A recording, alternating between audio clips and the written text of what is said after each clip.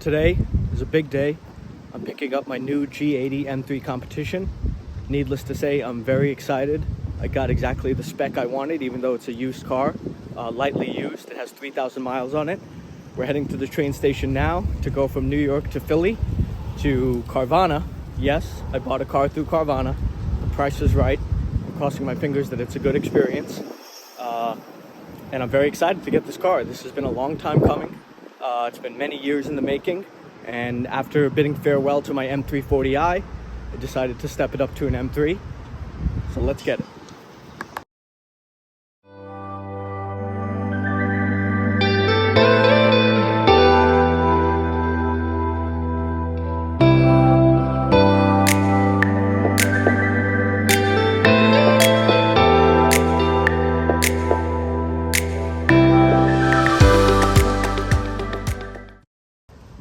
So we're in Philly. Not gonna get the vending machine experience that Carvana offers. I can already see the car through the fence. It looks great. Let's get a clear shot of it. I'm speechless. It looks amazing. The Brooklyn gray with that blue hue to it, the black wheels, the laser lights. I love it all. So let's do a quick rundown of the car. It's definitely going to need some carbon fiber. It needs some love. It needs a cleaning. The windows have already been tinted 15%. So I'm pretty happy about that. Looks like they already got my temporary plates all ready for me. M3 competition badge. I like that this car doesn't have too many badges on it. And it comes with the Shadowline package, so you have to actually uncheck that box, which this is a used car. So the Shadowline package is on this car. Everything's blacked out, which is great. Planning to tint the head and tail lights. We'll see how that goes. Let's check out the interior. Carbon fiber mirrors look great. And there is the Kailami orange over black. Love that center console. That center stack looks great. I apologize for the wind. Let's get it driven back to New York. See you guys back in New York. I'm so proud to finally have this car. Heading back from Philadelphia to New York. I'm just going to talk about the car a bit and the journey that it took to get here. It's been a long process, and after getting rid of my M340i, unfortunately it was totaled, as some of you know. I decided to upgrade to the M3 competition. I couldn't be happier. I didn't get the delivery experience from Carvana that I expected, but you know, it was better off. I preferred that they didn't wash the car because I don't want to scratch it or anything. So this is to drive back. We're going to do a few pulls, see how it feels, and then go from there.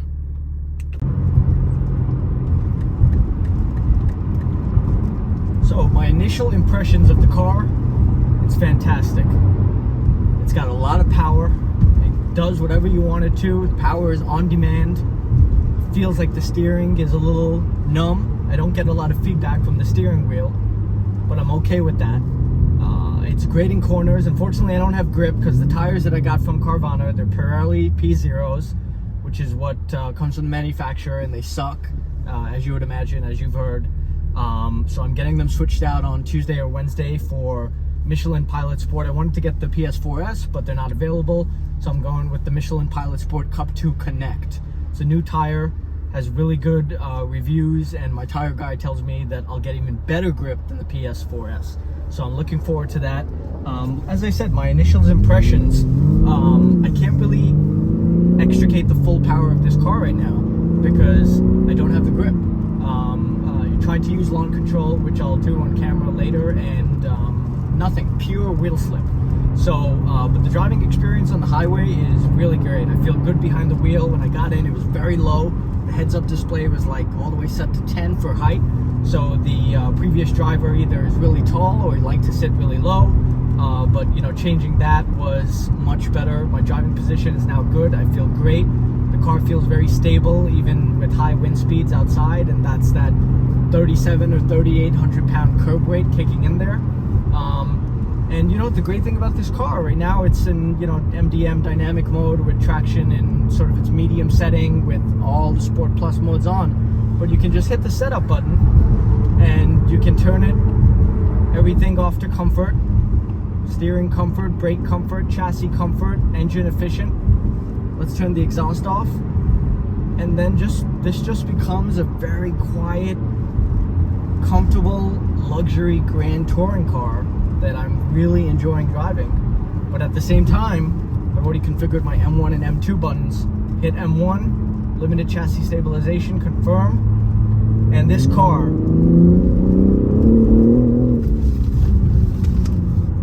just wakes up.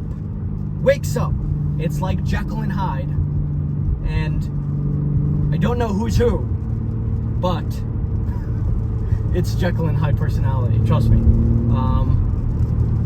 Almost drifted a little bit there, that was fun.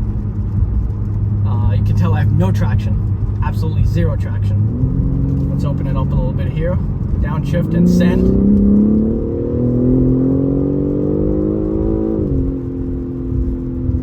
It's a very strong car. No traction, so I can't push it, I really can't. Too nervous, I won't do it until I get new tires. But I'm really happy with this car. It's fun to drive, has a lot of power. The rear end constantly comes loose. It likes to wiggle its tail end, you know, in a very playful way, but it's also very controllable. So let's get to New York and we'll start to wrap up this video.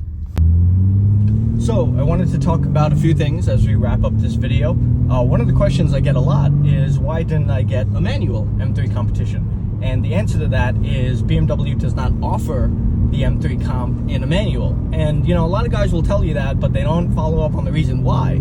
And the true reason is there's a lot of extra torque in the competition, about 73 foot-pounds of additional torque, and the manual gearbox can't handle the additional torque. Which is part of the reason that you have to use launch control differently in this car, but we'll get into that in a minute. So I didn't get the manual, number one, because I live in Queens, New York, where it's very impractical. And more importantly, it's not offered. I really wanted the competition for the extra horsepower and the torque, the adaptive suspension, and it's just not offered in the base M3 because the manual gearbox can't handle the extra torque of the competition. Another thing I've heard a lot of people don't like is the wing mirrors, the side view mirrors, the wing mirrors, if you want to call them that, on this car. A lot of people are not a fan of them because the top doesn't actually attach to the car. But there's a reason for that. There's usually a reason for everything that BMW does, and in this case, their reasoning was at high speeds, you get less wind buffeting by having the wing mirror not attached to the car. So you can really tell that when when you roll the window down a little bit and you can hear that really loud air noise, it's a little minimal. It's more minimal with this car because of the way the wing mirror is designed and how the airflow passes through it, which I think is really cool. And the last thing I wanted to talk about, of course, is launch control, as I promised I would. And a lot of people struggle to figure out how to launch this car. The difference between the M3 and the M3 competition, the base and the competition, the base, you can launch out of first gear, right? You turn your DSC dynamic completely off and you can launch out of first gear. But in the competition, there's so much extra torque that you actually need to launch out of second gear. So it's really important to remember when you put this car in launch control mode, you turn the DSC off, you put it in the Tiptronic manual shifting. The car will shift for you, but you have to switch to second gear before you launch it. So just a few things I wanted to talk about and mention. We're headed back to the office. It's obviously the next day. Wanted to wrap this video up. Thank you guys for watching if you made it this far, and I hope you enjoyed this first debut episode of Downshift and Send. Stay tuned for the next video soon. Thank you guys.